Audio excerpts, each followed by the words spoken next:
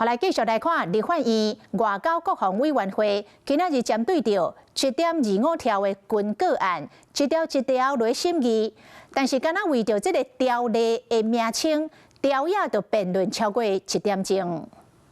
美國已經如果有確定要賣給台灣的，那在國民黨團的提案裡面，我們都接受。所以為什麼在名稱上面直接寫了對美軍事採購的原因，在這個地方，我們的採購對象未必只有美國。你把國家名稱寫死了。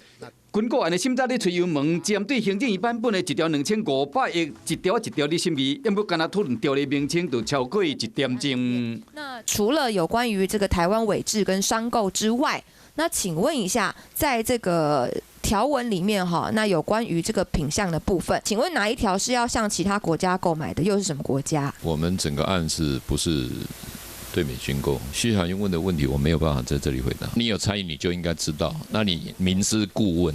國防部長郭立平講，市甲審明知影，閣問這唔那採購的對象，抑閣軍購的總額。國民黨立委賴士葆質疑講，這1條2500億，未說是抗美支票。現在來講，美國只願意賣我們3500，我們還把它加到3800。美國要賣啊，我們台灣需要，我絕對支持，我絕對支持。看加多少，加200億美金我也支持。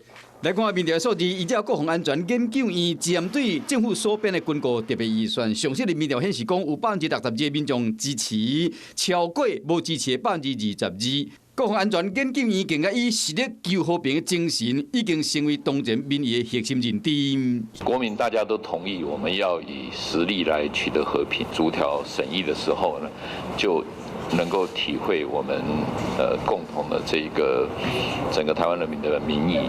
敢會當如期過關軍購案，愛擱拼。Hello， 我是林仙怡。想要搶先掌握最及時的新聞資訊嗎？趕快訂閱、按讚、開啟小鈴鐺，鎖定華視新聞 YouTube 頻道。